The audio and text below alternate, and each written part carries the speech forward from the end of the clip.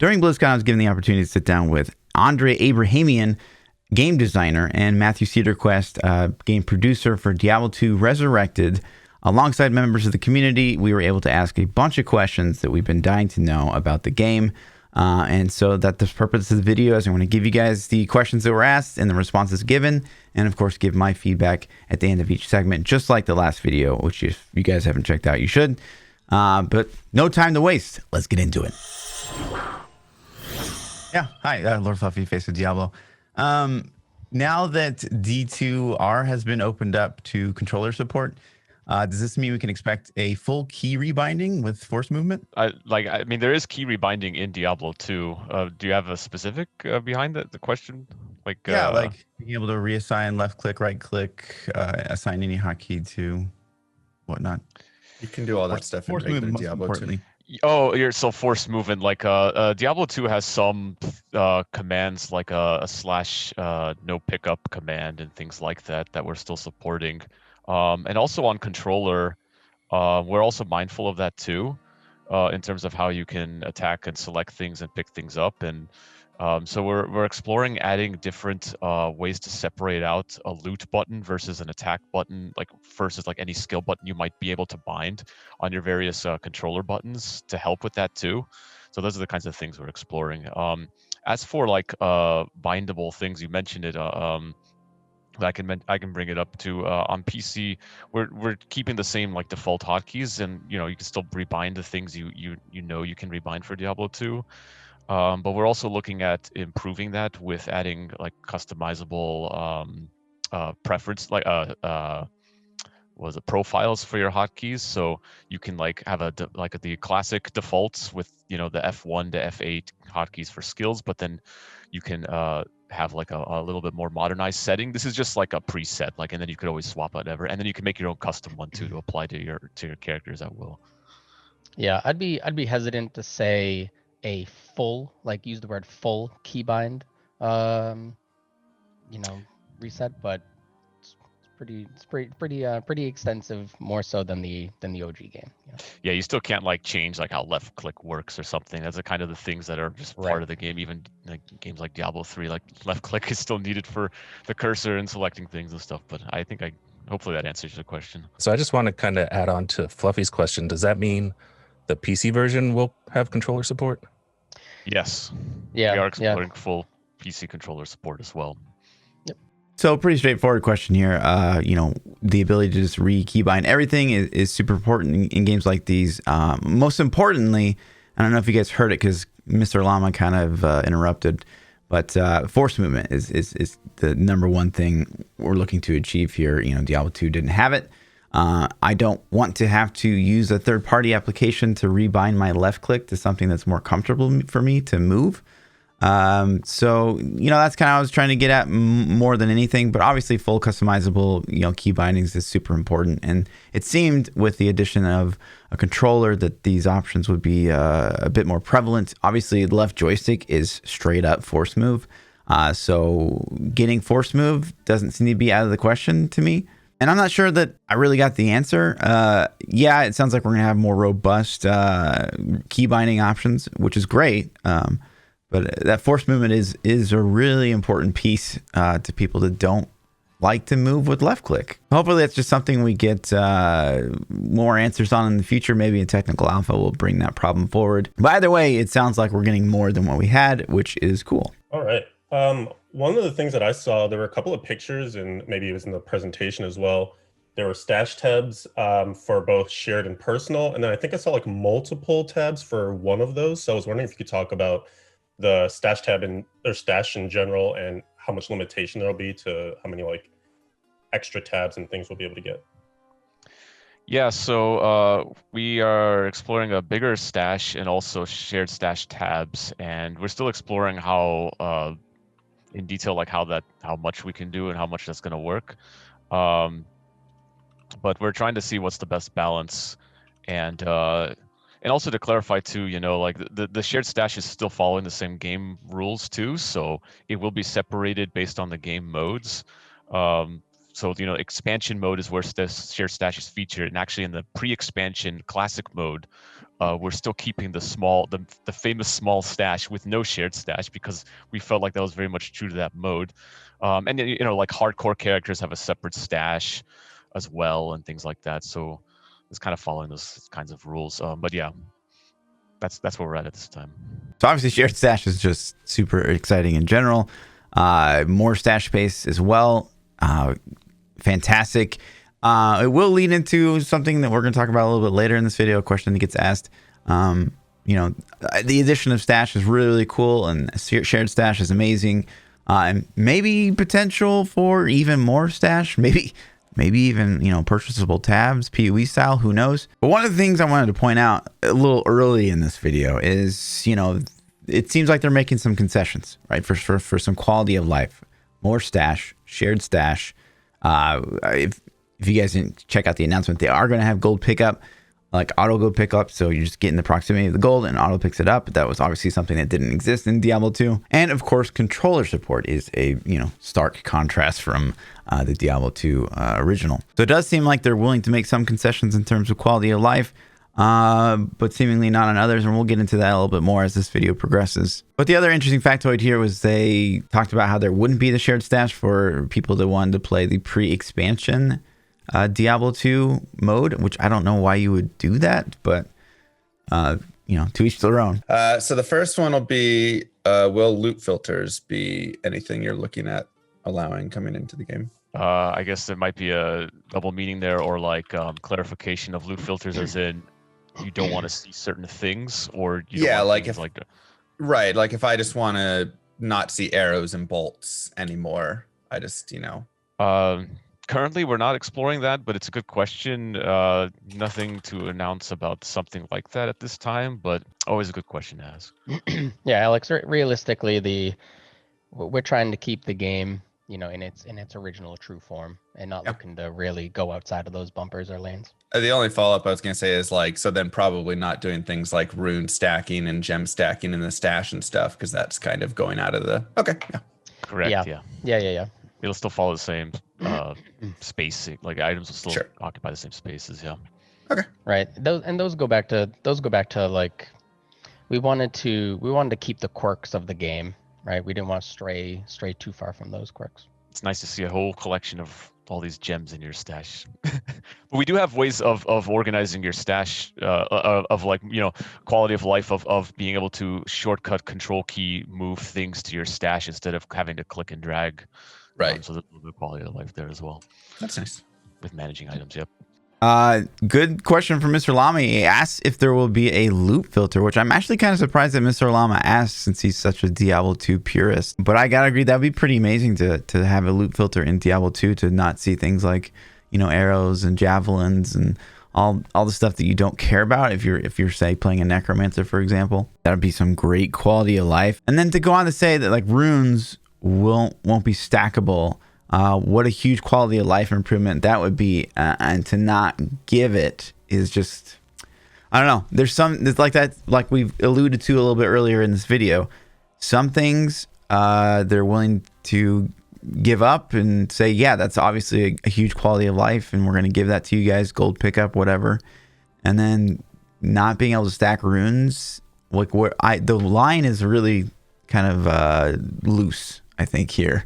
And then to drive that point home even further, instead of dragging items into your stash, you'll be able to control click them, which I do agree should definitely be a thing. There's a lot of mechanics that I think we're all going to encounter while playing Diablo 2 Resurrected. They're like, man, this is dated. But it's just a matter of, does Blizzard think that that's a good feeling of like nostalgia to have it feel dated, or no, we should fix that with the quality of life update? Where do they draw the line? It seems to be a pretty weird line right now. Yeah, so we know that D2, its backend will migrate into the Battle.net, into the new Battle.net ecosystem, which comes with a lot of perks, right? So first of all, B tag, and then the uniqueness of our B tag, which means we can have any name in game essentially. Now the question that I have is in regards to API support. We know that Blizzard APIs are very useful for community creations, such as the free planner leaderboard integrations, and so on. The question is, will D2R also have certain publicly available APIs such that community developers have a chance to provide some great features, which is be it character planners, be it leaderboard views, you name it. Currently nothing to announce about that at this time, but I do like that question. So super long-winded question here. The question was about 8 times longer than a response. But SKR he's genuinely curious. He is a programmer. He likes to let everybody know he's a programmer. So he wants features that he can play with. From an API perspective. He runs a website. If you guys haven't checked out Maxroll, that's a thing. So there's probably some self-interest there in that question. But I'm sure a lot of other members of the community that are, avid programmers and excited to build stuff out with this new revisit to Diablo 2. I'm sure they're very interested in this question as well, but nothing to announce. It's pretty straightforward. With cross-save, are we getting cross-play, or will that aspect remain separate? We will not be getting cross-play. We will be getting cross-progression, and that means that your same character saves you can play, for example, on PC will carry over to your consoles. So that's like the same kind of save, progression, items stored in your inventories and stuff are all carried over one-to-one on your consoles as well, which is a great way, to experience Diablo 2 for the first time on multiple platforms. We want to make sure that if you want to play on, whatever platform you feel passionate about, you have the availability to do that, right? So if I want to play on my PC right now and then say I feel like sitting on my couch and rocking out some demons, you can do that as well with your same character, with the same progression, and then go back to your PC later on. So this is kind of interesting to me because I've never really heard of cross save or cross progression.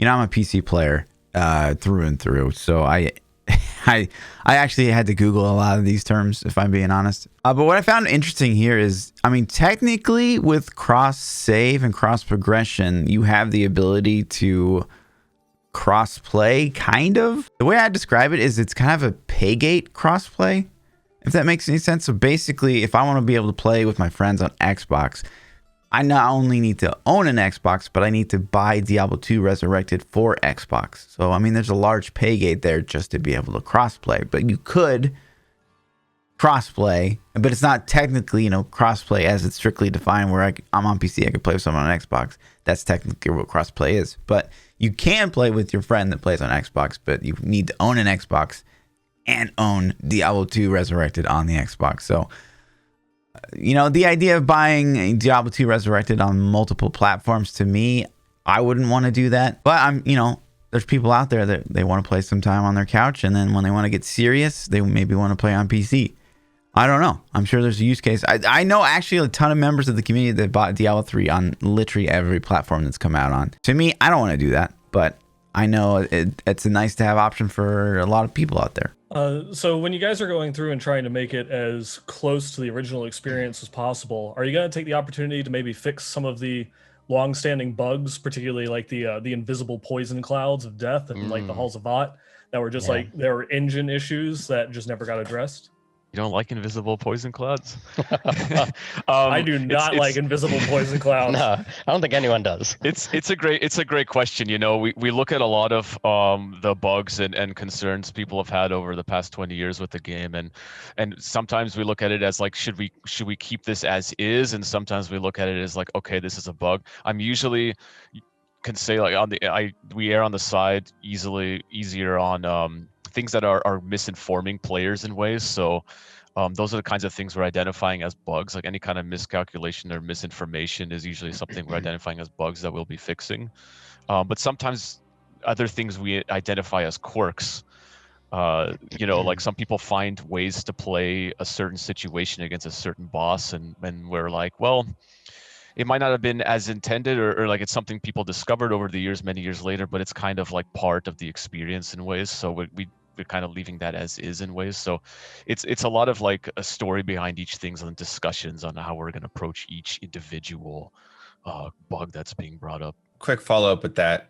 So things like Endariel's quest bug, swap casting, eth bug recipes for armors and shields, all of those things you're looking at keeping. Yeah. Yeah. Oh, we get you. We know where you're going with this one. You bring Yeah. up some good ones. We definitely have discussed a bunch of them and looked into like those ones.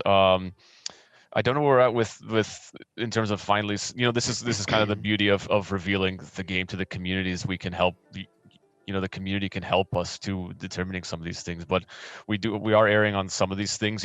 Another thing I like to look at too is I don't really like seeing characters like permanently changed in some way. So kind of erring on the side of avoiding that, and like in terms of fixing things is one aspect. And like I said before, other things about miscalculations is another thing. That's kind of, we don't want to misinform players in ways. A lot of people talk about the character sheet and how that could be more accurate in ways too. That's kind of another example, right? Like those are kinds of areas we want to address too. But like you mentioned, that there's a bunch, right? People have discovered and debated and talked about these things for the past 20 years, and and for example, like Fire Enchant and Nightmare, you keep talking about miscalculation. Is that one you're referring to? Fixing maybe? Yeah, we talk about that. We talk about the mana drain and other things like that as well. Yeah. So Nineball brings up a really interesting question here. It's basically, can we expect the same bugs that we saw in 1.14, which is like the current Diablo 2 official version? Can we expect those bugs to still exist? And the response is a little interesting because on the one hand, it sounds like, well, yeah, the stuff that like was a bug and the stuff that sucked, like invisible poison clouds, yeah, that's going to get fixed. And then they go on to say like, well, we're evaluating, all the bugs that existed in 1.14 and evaluating their nostalgic purposes, I guess. I don't know.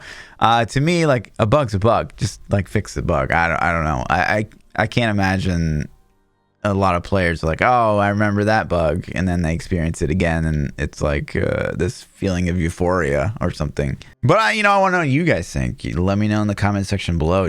Should they keep bugs that existed? I don't know. And then Llama kind of piggybacks. Obviously Llama's been playing this game the whole time like a crazy person, and he piggybacks on that question and asks about a whole bunch of other bugs that currently exist in the game. And it's kind of the same response. Like, yeah, we know about those. That's the most interesting part of all of this, is there's not a single point that I've seen in an interview, especially with Andre in the interview, where there's really been he skipped a beat on anything, because he obviously plays the crap out of this game. He has played the crap out of this game, Diablo 2.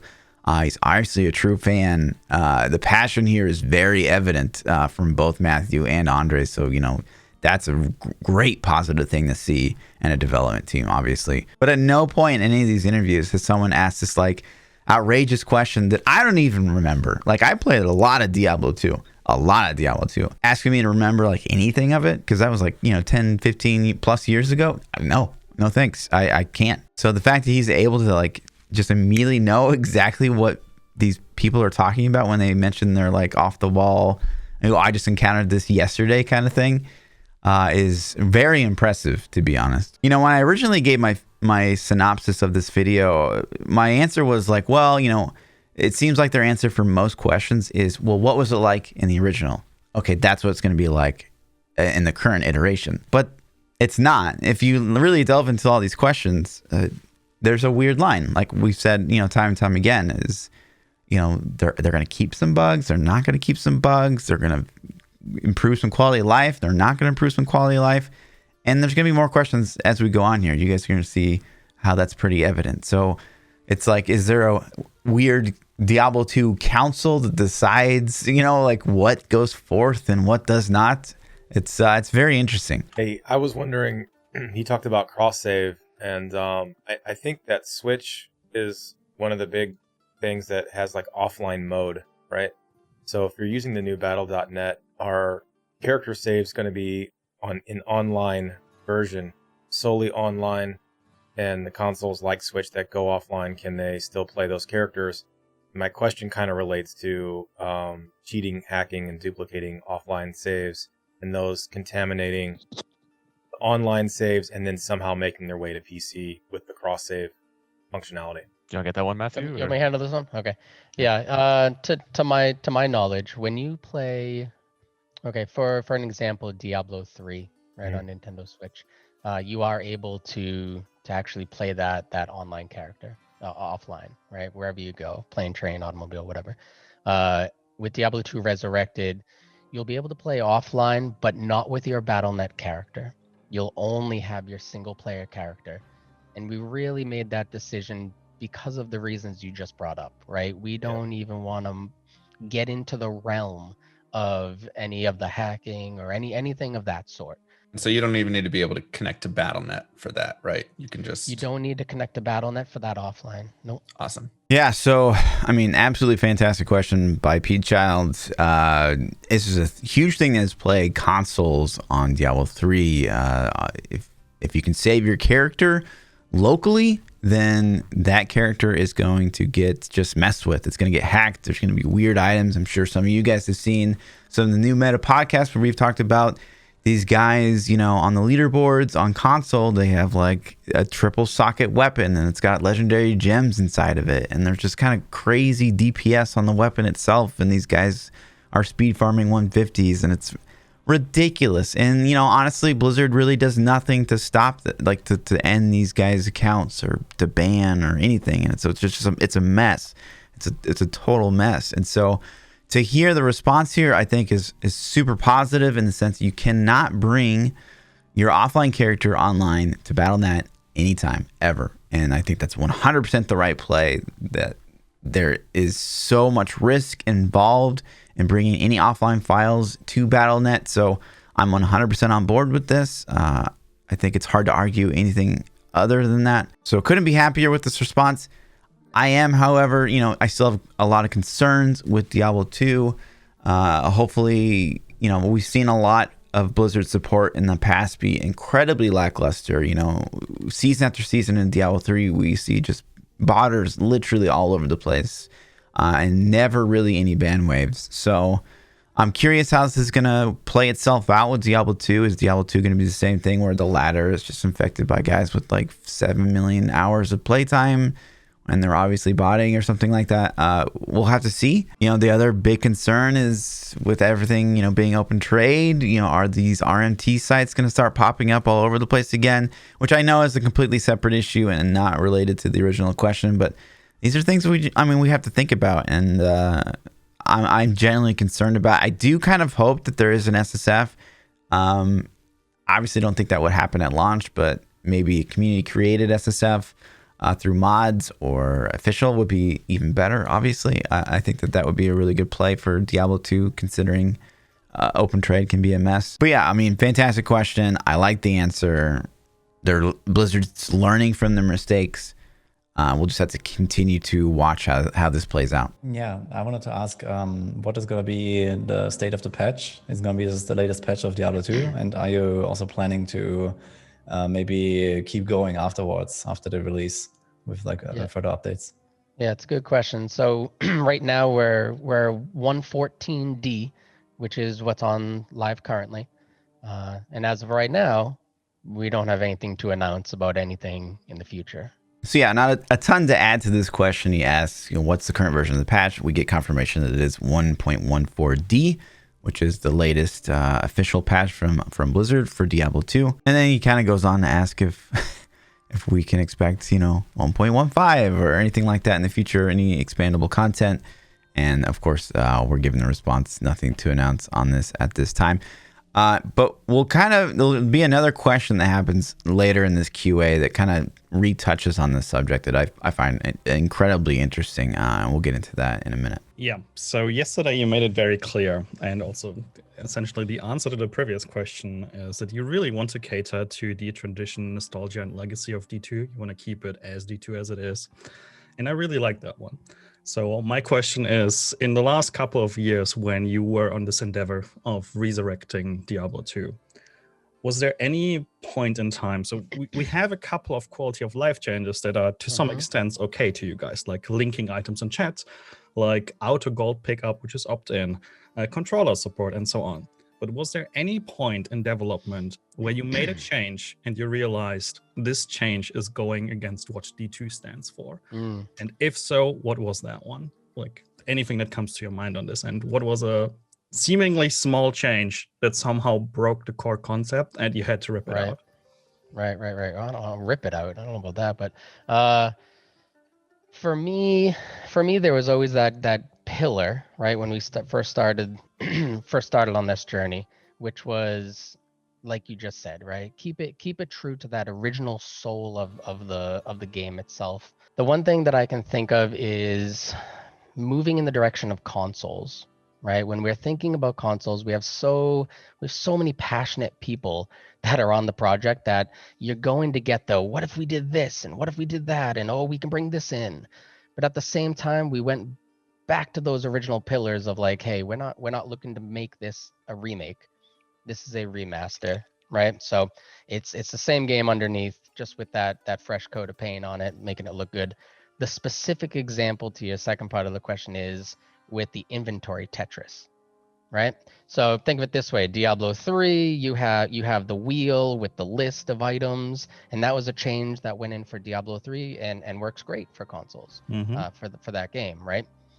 For this, because we went back to those pillars, we went down the route of like, yeah, what if we do something like this? And it really just it didn't make sense for Diablo 2 because one of our pillars was embrace the quirks, right? And that inventory Tetris is one of the quirks of the game. If we took that out, it feels like this just isn't Diablo 2 anymore, right? So it ripped us right back, like you said, and that's a perfect example, I think, of what you're asking. Yeah, thank you. So kind of an interesting question and response from Matthew. They touch on the inventory Tetris example, and that's a pretty contentious topic to this date. So obviously they kept that as is in Diablo 2, and there's a lot of people that can make an argument that that's how it should be in Diablo 4. That weight of an item in your inventory, a ring shouldn't take up the same amount of stash space as like a two-hand weapon. I don't really care that much. At the end of the day, it does feel more like a Diablo game, I guess, if you do have to play that inventory Tetris. But I don't hold my ground on either side of the fence here. If it has inventory Tetris, fine. If it doesn't, fine. Doesn't really make that big of a deal to me. Diablo 2, I think, would be pretty weird. It'd be one of those things I think would be pretty weird if it didn't have inventory Tetris, because it did. And that would be not necessarily a quality of life improvement per se. So that didn't surprise me that the inventory Tetris conversation came up once again, and they decided to keep it true to its form. I think that is actually the right play with Diablo 2. Hey, so I know you guys have said there's no current plans to kind of add new or replayable content to the end game of D2. Is there at least a consideration or like a potential solution for the constant need to leave and remake game that kind of plagues D2 late game farming? Are you asking specifically like in terms of like instant something like that? Currently, no. We're still sticking with like creating games and leaving games. There's improvements there in terms of browsing and finding games and the types of how games are like permanency works and stuff like that due to moving to modern BattleNet and improvements behind the scenes there. But currently, no, nothing about some kind of instance reset at the moment. Sorry, I have to quick follow up, but we won't be seeing things like Realm Down and stuff, right? For like leaving games too quickly and stuff, or is that stuff still? I can't really speak to the details of I mean, we don't want to like have reasons of spamming servers or something of creating too quickly. I don't know the specifics on like how we'll handle some things to announce right now, but yeah, I think modern BattleNet, not the 20 to 25-year-old BattleNet, without giving you the straightest answer in the world, gives us more benefits than the legacy BattleNet did or ever could, right? So we can put our backs up on that. Yeah, so I think there's actually a lot to unpack from this question and the response that was given.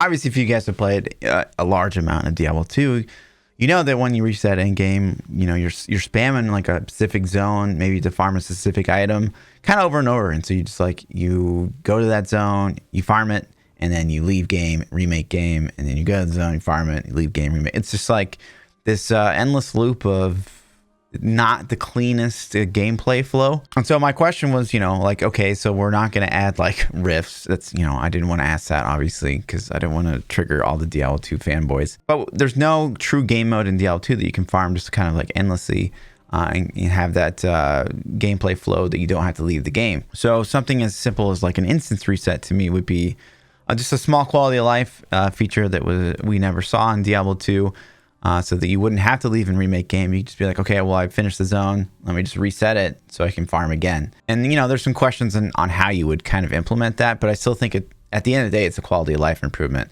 I'm a little surprised and maybe a little annoyed by Llama's reaction here. He's like sitting there shaking his head like, why would you suggest such a thing? Don't touch my pure game.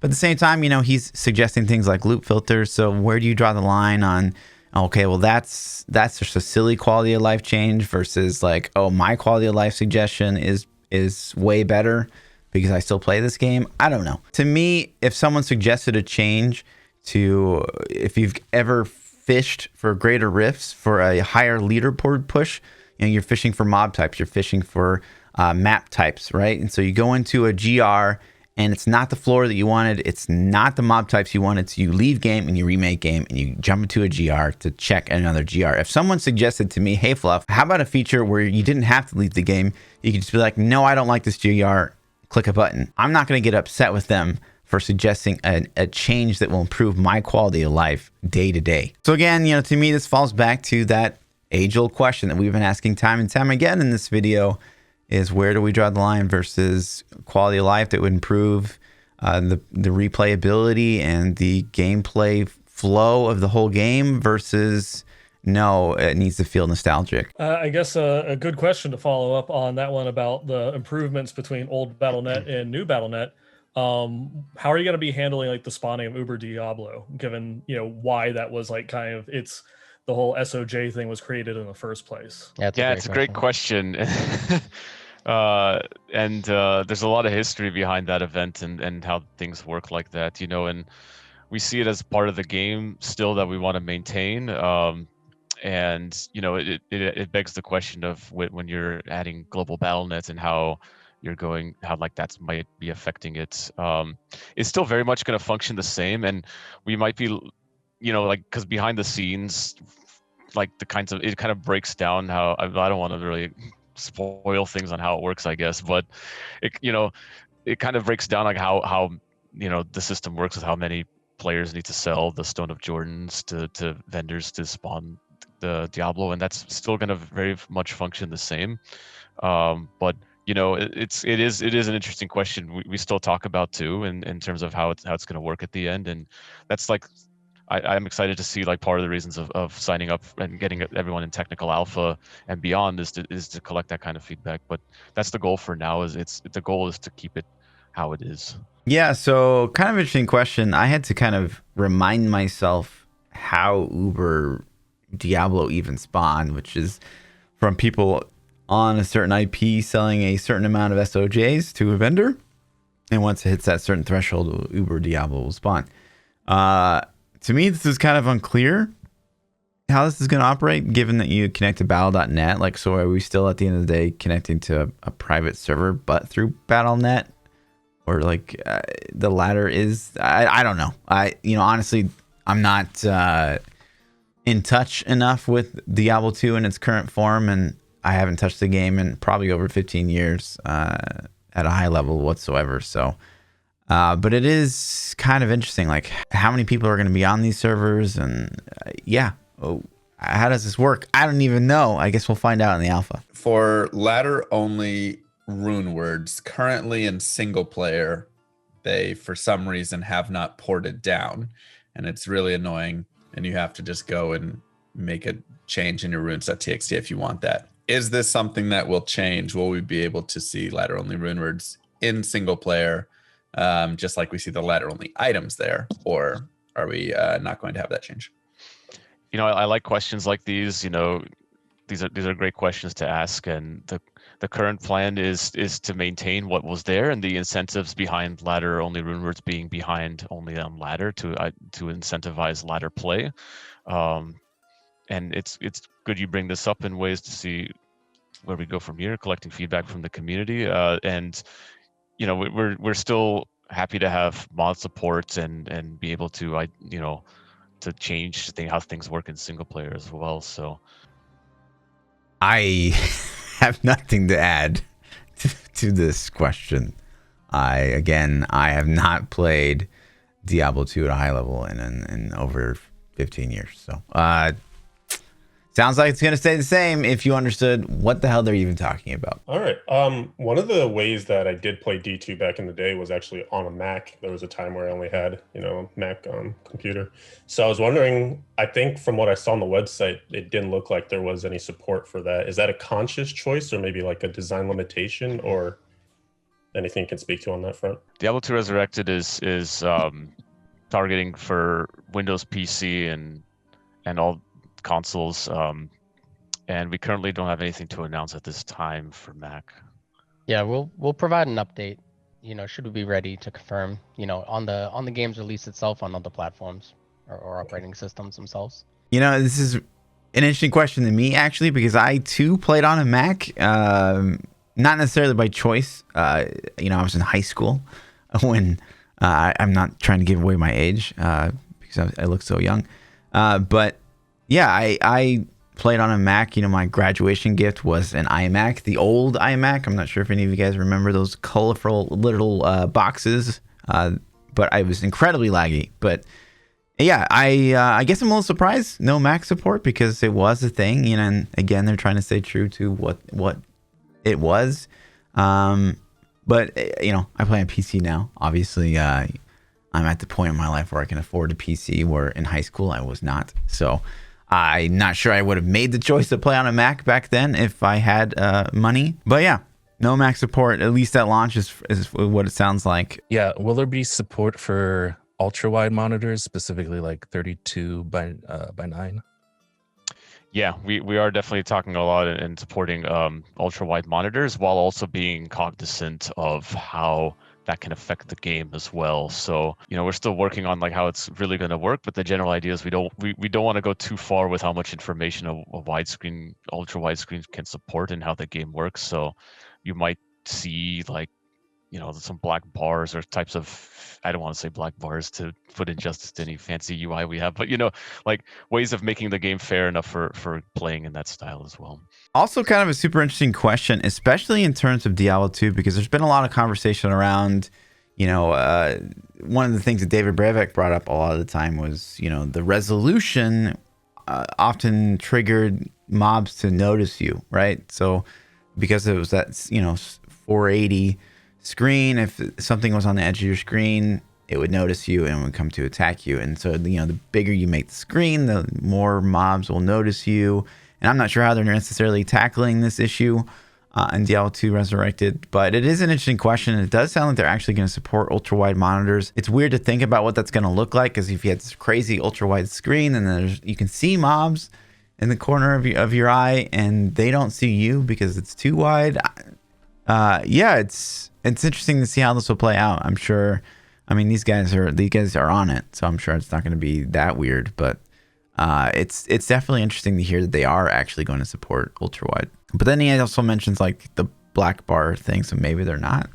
Unclear. All right. One of the things I noticed going back and looking through a lot of the gameplay footage, particularly on the website that has a little sliding bar that lets you go back and forth between the original and the new engine, was the original 2D engine used color a lot, in the contrast of color, in order to make the differentiation between different mob types, like what's a fallen and what's a carver, so that way you can kill particular minions and they'll stay dead. You don't have to worry about the shaman. But in the 3D engine, it's a lot harder to tell the difference between a lot of those things. Particularly, I think it was like the sewers, where which one's the burning dead, which one's the horror. Because the I guess that contrast is lost going into the 3D system.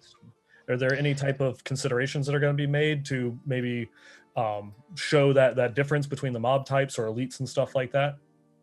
Yeah, so it's a great question to bring up. This is the kind of stuff we're definitely looking forward to hearing feedback on for the technical alpha and going forward. We're still, active development and iterating on these things, and there are definitely things that are improving as we progress. And that's definitely one of them. We're still maintaining the same tinting systems that the game provided, so you'll still have all the monsters and even weapons and armors and sets and stuff tinting the same way you've known. But then naturally transitioning to a 3D engine and how the real-time lighting works, it's one thing to get it in, and then we start iterating and polishing, right? So it's still actively, like, it's only going to get better from here. And definitely that's the type of opportunities that we want to collect from the community to get more of that. So make sure we're getting it more and more right for each of these cases you're bringing up.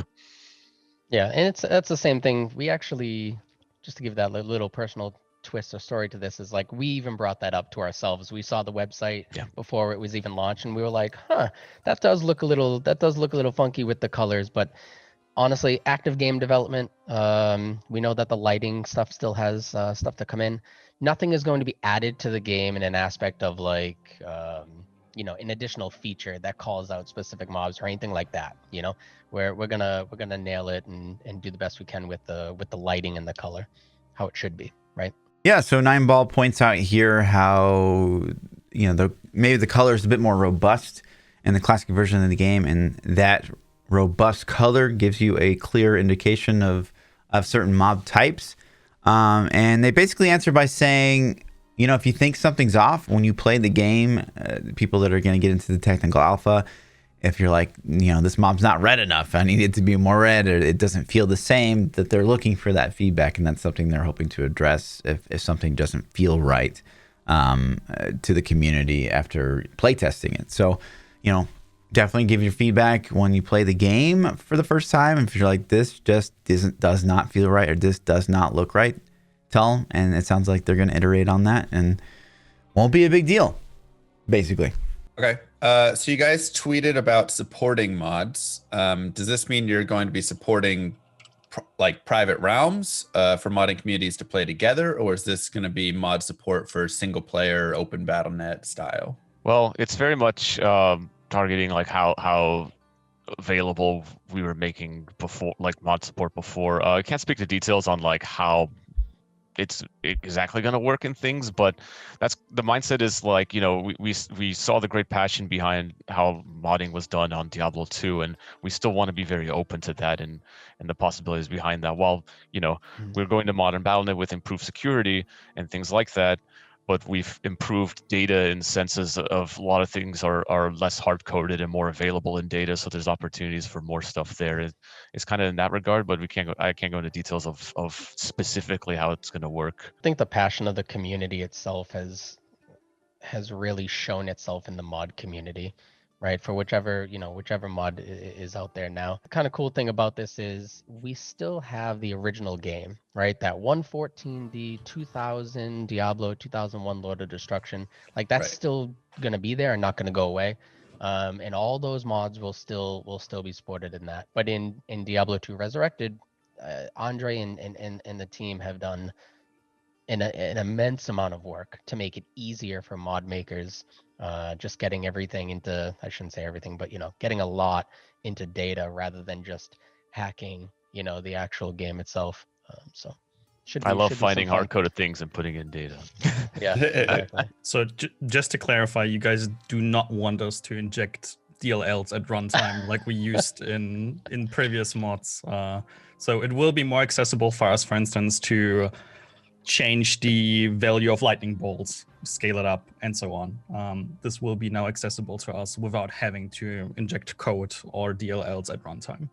Yeah, that's the general idea. We want to make things more available there as an easier sense of like it's easier for you, but less troublesome in terms of like what could happen behind the scenes or something like that. So that's the general idea. Yeah. On that end, do you guys have any plans to give us a client-side API such that, for instance, we could write our own UI like it's possible in other games? UI actually is interesting because we have rebuilt the UI behind the scenes in the sense that it is very modular now. Even for the original game, the SD game is actually rebuilt, but it's matching exactly what it was before. But now it's controlled differently in data that it's now much more accessible to change, which is really exciting, and then it makes it easier for us to build a new UI and add things, right? So that's what led us down adding a lot more quality of life or additional features behind UI, like the advanced stat screen and stuff like that. Yeah, so actually a lot of information here. First and foremost, I think it's very clear from their responses that the mod community will have more accessibility than they've ever had in the past. So that's really cool to hear, especially if you're a member of that mod community or if you really enjoy that. Congrats. What's even more interesting is they go into the UI, because SVR asks if there'd be like a client-side API where we could start messing with the UI aspect of Diablo 2. And through that, we get a response that's like, basically, we've increased the customizability of the UI in general across the board. We don't really have any insight exactly what that means, but given on the responses of these guys so far, it sounds like it'll be pretty robust. Plus, they've added the advanced stat tab that we saw in the deep dive at BlizzCon, which is really cool to drill down and to be able to see specific stats and not have to actually do the math yourself. It's a huge quality of life improvement in Diablo 2 Resurrected. So we'll have to kind of watch that and see what exactly that means in terms of UI. But either way, all of this sounds really exciting. I think that maybe we'll see a reinvigoration of the mod community, maybe even a new generation of modders that, maybe we can turn this Diablo 2 Resurrected game into like the Diablo 4 that we all wanted. If there's enough modders working together, I guess. But yeah, it'll be really interesting to see how all of this plays out over the next few years. Hey, so one of the things you notice right out of the gate with Diablo 2 Resurrected is it's very dark. Are you worried that might create kind of an unintentional meta of switching back to classic to increase visibility in some areas? It's definitely a concern that we're talking about, right? As we're building the game on a 3D engine and building lighting systems and models, and like we talked about with color contrast and stuff like that, these things come up, right? And the goal is definitely to make sure there's no visual disadvantage to playing in Resurrected. And we don't want people to like just flipping back and forth in the sense of like for an advantage of some sort. So the goal is definitely to make sure what you see in Resurrected is what you also see in SD. And I know it gets tricky sometimes with like a real light system going down under caverns and stuff because of how the old game works with like, everything was sprite driven. So a light radius kind of around your character like arbitrarily, unrealistically increased brightnesses of sprites around you because it wasn't a real lighting system. It was more like trying to be as best as possible for its time. But that does like change some things. Like even like you look at shadows or something and how they're laid out. Like Luca Lane, like for example, you have like building shadows in one direction, but tree shadows in another direction, which doesn't actually follow how the sun works in the environment. Not super noticeable at first, but these are the types of things we gain when we're adding a dynamic lighting system. So sometimes things will change like that, and we're very mindful of like, yeah, definitely the information, like how does it affect things underground too, because you sometimes can't see behind walls and stuff like that where light doesn't shine. And that's the kind of stuff we're definitely talking about and seeing how we can improve and go from there. And again, the technical alpha is an exciting moment for us to start collecting that kind of feedback. So this question is for me, obviously. It's a concern because it does look pretty dark, especially when they do the toggle between what it used to look like and what it looks like now. You can really tell just how much more dark it is now, which is cool in some regards, but also alarming in other regards, and which led me to ask the question, like, are you worried about creating this unintentional meta of, switching back to classic just so I can see some stuff? The thing I love about this response is, one, doesn't skip a beat, right? Andre's on top of it. It wasn't like we didn't really think about that. That's something we'll have to look into. No, it's just like, yeah, of course we thought about it 1,000 times. He's just like, he's on it. He's clearly on it. And I think furthermore, the passion really comes out in his response here. He starts talking about, how the lighting effects used to work with the sprites and how lighting effects will generate while you're underground because of the new lighting technology that they're utilizing. And it's like, wow, it's this wealth of information, and it clearly shows the passion here. So, I mean, I love the response because it's just, it just makes it so evident that like these guys, one, they know what they're doing, and two, the passion's there clearly. All right, so this is kind of a personal question. I notice you guys are incredibly passionate about D2R and all the decisions that you made kind of show for it. So during this entire endeavor in the last couple of years of, resurrecting D2, What would you say was your personal hardest challenge that you endeavored, and what gave you like the greatest accomplishment of a milestone? When was there any point a milestone where this is like, yeah, this is gonna happen, this will be amazing? So that's kind of the question. Well, revealing at BlizzCon Online was amazing. I can see that one. You're talking about challenges as well. Yeah, the hardest challenge that you endeavored in the last couple of years working on this project. In terms of challenges, it pops up. I like to say console has a lot of talk. Like we mentioned, it's a new way to play the game, and it's never been done before for Diablo 2. So it does beg a lot of questions on how to approach things, especially when we're trying to keep, we're keeping the game the same with cross progression, so your saves carry over and everything. So very much it adds challenges around how do we approach certain features around console, and making sure these different mechanics, like with the user interface or features in the game, work as smooth as possible for controller. I think the hardest challenge for me over the time was probably dealing with just the passion that everyone has, right? And them wanting to be like, I want more. Right, like give me another act, give me another class, give me another rune words, give me another whatever, right? And it's like I get it, but at the same time, we gather all this feedback, right, from players and what's on live now, and all the people who work with us on the team, and it really just comes back to making the game as pure as it possibly can. And that was a challenge, right? Because you have that personal passion where you want to see those things. It just didn't fit into the pillars that we set forth for ourselves, right? So I think that was my personal thing.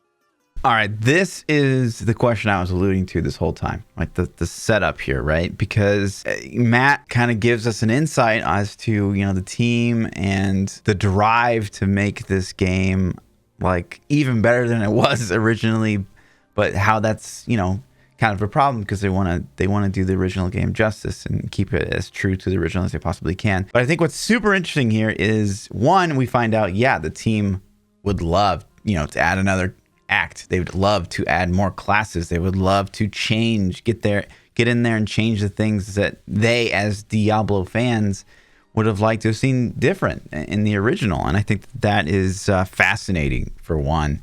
But two, I mean, I hope that, D2 Resurrected, it sees success, maybe sells a lot of copies, which I would have a hard time believing that it won't, unless the alpha comes out and then everyone hates it, which I have a hard time believing with the caliber of the team we've seen so far, at least from their responses. But yeah, let's just assume that, it sells a ton of copies. Maybe at some point, Blizzard is given the green light to let these guys just have free reign, so you've got your, 1.14D that comes out. It's true to the original. Guys like Mr. Llama or the original D2 fanboys are super happy because it's exactly what they wanted. And then boom, maybe there's a new branch that's like, hey, guess what? Diablo 2 Resurrected. I don't know, name pending, but like to let them really have some free reign and do the things they wanted to do, and add classes or whatever they want. I think that would be incredibly fascinating. Some sort of, if you're asking me, some sort of replayable endgame would be pretty cool. But yeah, I just found this response to be just fascinating, and it's cool to hear that even the team, as true as they're trying to keep it, like they want to change stuff. And so, I always say, just like, well, just let them change some stuff. Let's go. So maybe a little bit less about the game and more about community support. What's going to be the future of Ariat Summit? Well, a beauty of actually keeping the game with the same features and things unchanged in that sense, like that website is still going to be very relevant, right? And definitely, I don't know the details, but nothing to announce of like of what might happen to it, but it's even cool to see that your manuals and strategy guides are still going to be relevant to this day if you find them somewhere in your shelves or whatever. But that's a very it's cool definitely thing. still relevant, and it's not going anywhere. Like we said before, also the original game is not going anywhere either. So we definitely don't want to take anything away connected to that as well. What's interesting to me about this question is not the fate of some Diablo 2 website that is, super old at this point.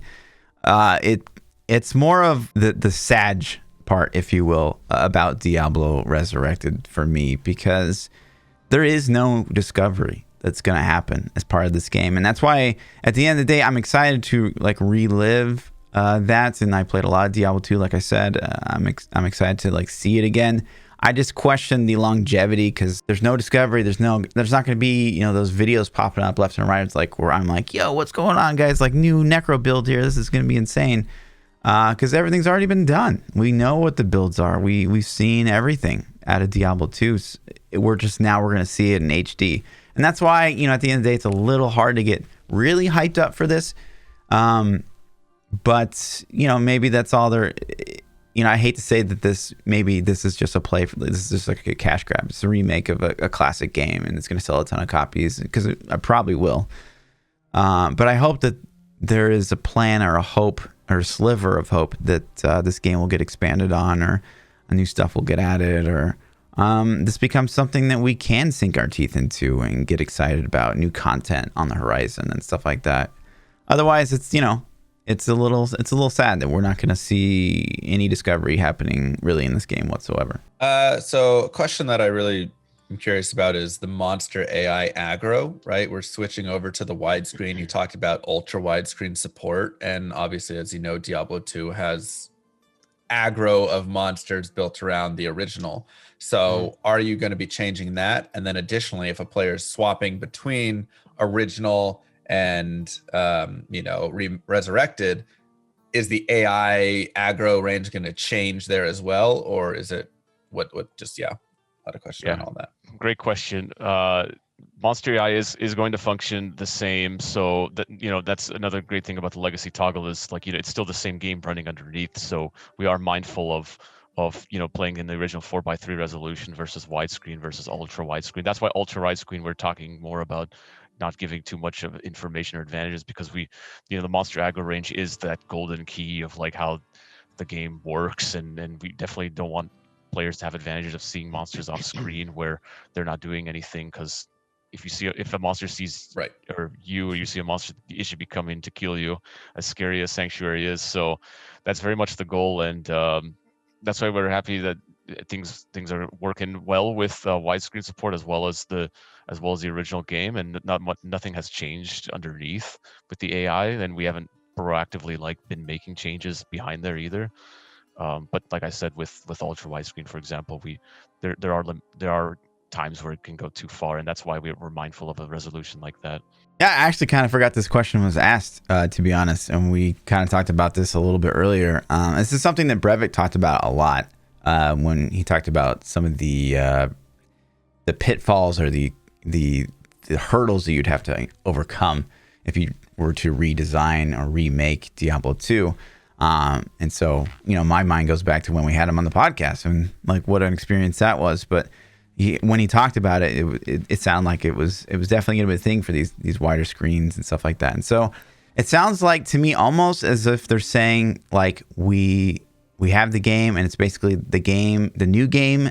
It's not really a new game, right? That the Resurrected is just an overlay of the old game, right? And it sounds like it's almost like it just worked out. Like it doesn't feel that different to play in the widescreen. I'm not sure if that's what they're saying or if they've fine-tuned it a lot. But yeah, it sounds like they're very mindful of that. And, again, if we discover in the alpha or in playing that it's different, that they're going to have a quick turnaround is what I gather from this.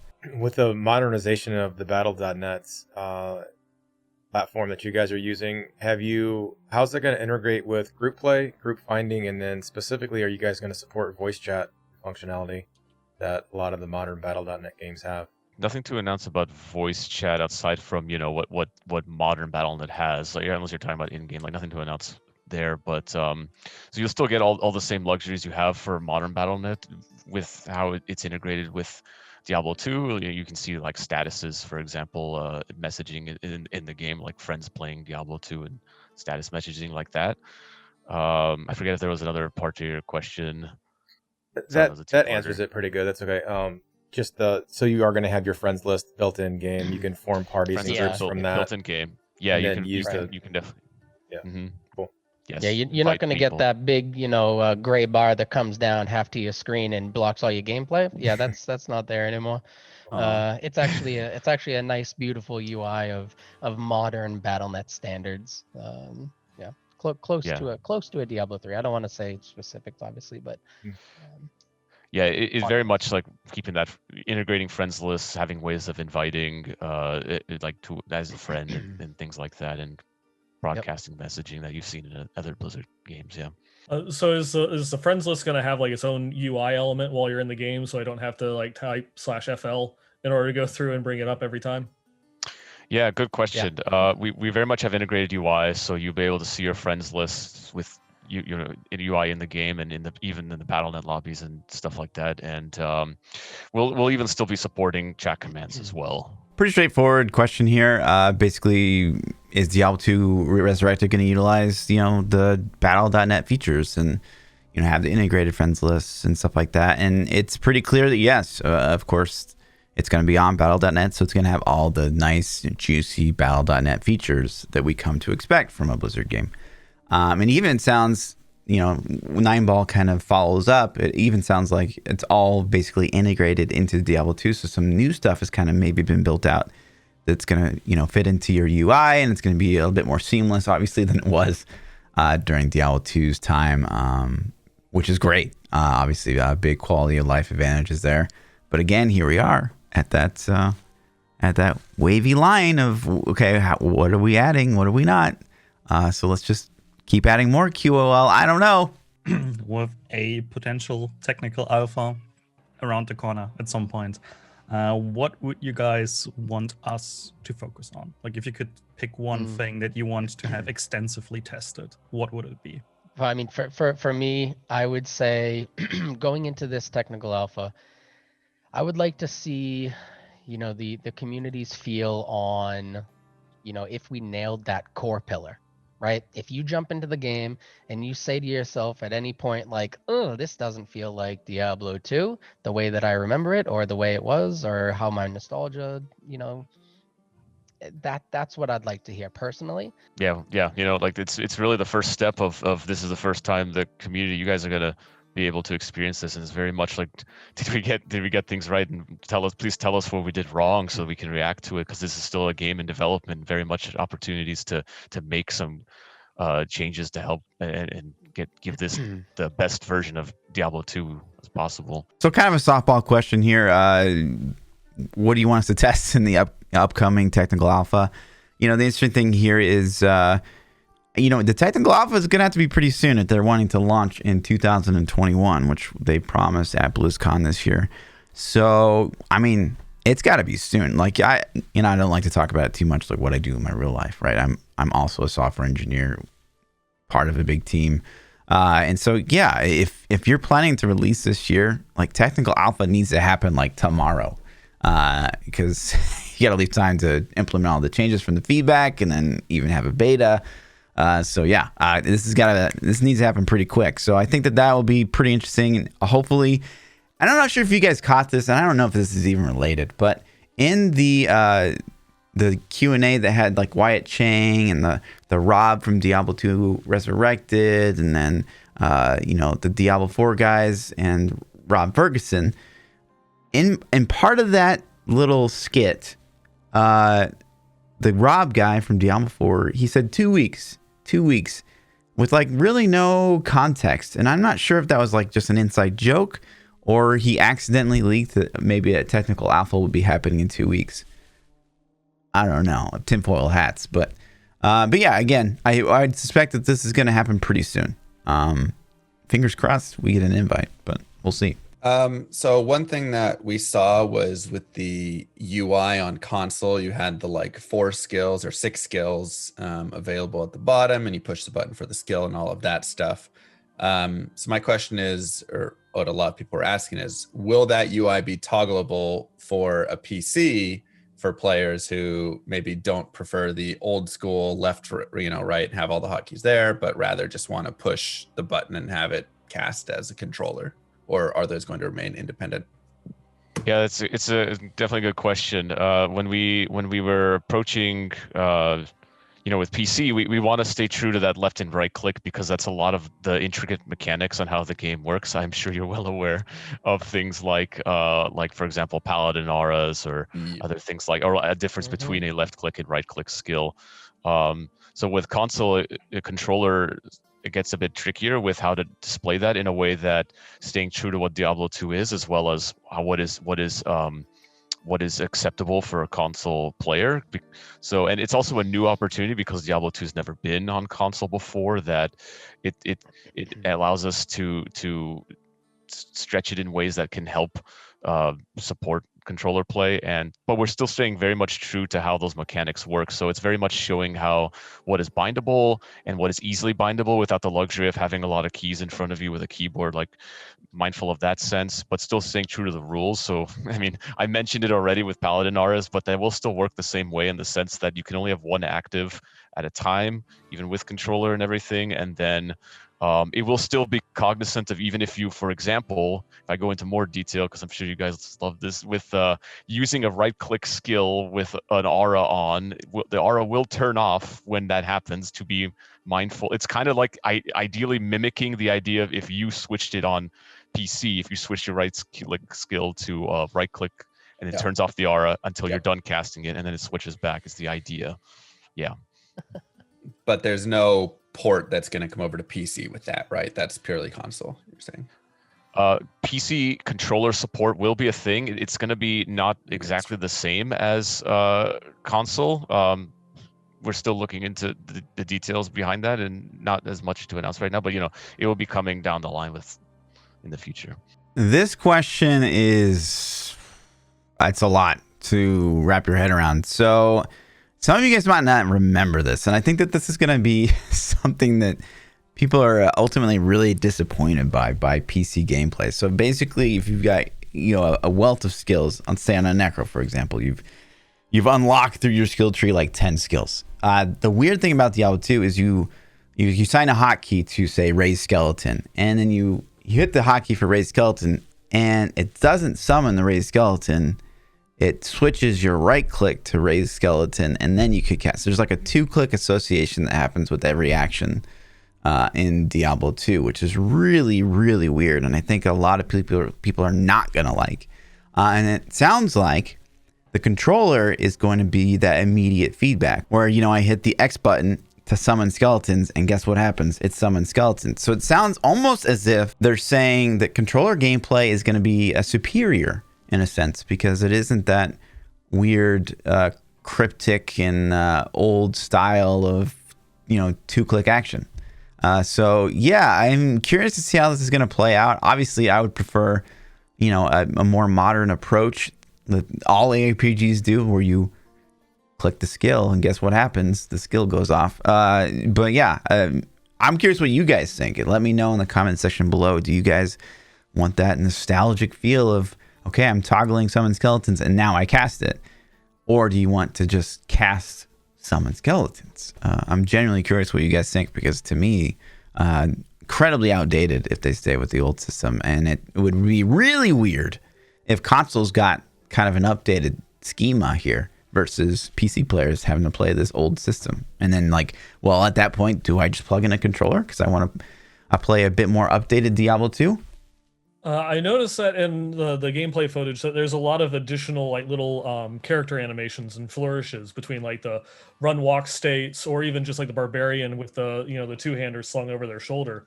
Are there going to be any additional character animation upgrades and such? Are you going to animate out the emotes, or are there going to be character customization options, that we can go into our characters and customize it? That's a great question. We love hearing this stuff. There will be new animations in the game. We're very much sticking with what was there and what exists in the game, and how we can push it and blend it in a way that is part of that 70-30 art style rule we talked about in the deep dive. So that's like that's kind of the 30% kind of new additional. So stuff about movement and stopping and starting movements and that kind of smoother blend of different types of animations to instead of just statically instantly stopping moving, there's a little bit of a stop animation, a turn animation as well. And we're also adding fidget animations when your character's standing still. They'll look around or something and like adjust their armor, or shoulders, and things like that to breathe some more life into them. And sometimes there's a little bit of opportunities depending on certain skills you might find that like for example the barbarians leap and leap attack, we're actually getting a little bit of opportunity to diversify them a little bit with based on what weapon the barbarian has, because we know leap attack works as in the sense he's about to attack versus leap is an AoE stomp. So those are the kinds of things. And do you have anything to add, Matthew? No, you went pretty good into it. Yeah, realistically, it's we're going to be adding that little extra 30%, right? Like Andre said, that 70-30 rule, and that 30% adds a little bit of animations, and not just from the art side, but also like the audio side, right? So if you're running around in Karest and you have some more frogs, or you have the wind going by you, or you have all this extra ambiance that comes into play that'll really drive you to say, damn, that 7.1 sound pretty good right now, stuff like that. So that extra 30% liberty that we took is adding that richness to the game. But nothing on like emotes? Specifically emotes? Andre, I don't think. Nothing to announce. Yeah, I on don't think we have emotes, anything. no. But you'll still have the same emotes that you've known. Definitely don't want to take those away. Run away, flee. This one touches on that 70-30 art style that they touched on at the deep dive, which is pretty cool and pretty interesting. If you guys didn't check that out, basically they're like, well, 70% we want to stay true to the original, and at 30% we have a little bit of wiggle room to maybe make some improvements or take their own freedoms, right? And so they talked about with animations in particular, obviously limitations of the original game, things couldn't be that robust, but obviously swinging cooler is going to be a thing, which it should be, and that sounds really, really, really cool. Hopefully we'll see a ton of that in Diablo 2 Resurrected, based on some of the screenshots and the video footage we've seen so far. Is we see a lot better quality visuals, and it even gives us that little extra bit of information with the leap and the leap attack and how they're going to make those different, that they weren't really that different in the original. And then Nineball really wants the new emotes, and it sounds like that's not going to happen. But if you ask me, it's an emote. Who cares? But to each their own. Yeah. So this is a bit of a fanboy question, I guess, and I don't even know if you can answer this. But was at any point during the project, was there any consultation or collaboration with like the Brevik or the brothers or anyone from the original team? Nothing to say at this time, but we're very much passionate on the team. Like a lot of us on the team are super big Diablo 2 players. Matthew over here is the one who's got a level 99 necromancer after all. And we're very much talking, which I'm jealous about. We're very much talking about like all these. There's a lot of passion and history behind this game, and that's very much what drives us forward to making this the best Diablo 2 experience as possible. Yeah, when we first started, like really collecting all of our data of we literally went around to external places that we have around Blizzard, like little warehouses that we have of like, and we literally grabbing crates of old design documents or old art notebooks and everything. We'd bring it back to the office and just sit down like little kids and just go through all of this old content, whether that be from a specific person or not. I don't wish to say, or we don't specifically know, right? It's not like Matthew Cedarquist's notebook is here, but there's so much content from, I have seen your notebook, 20 years ago. I know you have, from 20 years ago that we went through. Yeah, the archive stuff was always fun discoveries. We can go all day with like all the things we discovered. But I literally sat with Matthew and on the floor looking at early concepts on various things. Some not even necessarily useful because they were like early concepts and how the characters got to those points in the final version of the game. But always great to uncover any kind of documentation and things to help us understand and make the proper decisions around everything around this remaster, really. Yeah, so I mean, I think a lot of us are kind of curious about this. If you know, the original people were involved in any way, shape, or form on this sort of rewrite. To be honest, I did expect a mostly a dodge here, which it was a dodge, but at the same time, they filled us in on some insight. So, like, you know, they do still have a lot of the assets from the original game that they were able to access and like reverse engineer, and like that's pretty cool. And again, as it's been pretty clear throughout this video and throughout this QA, is that, you know, these guys they're doing their due diligence. There's no question about that, seemingly from their responses.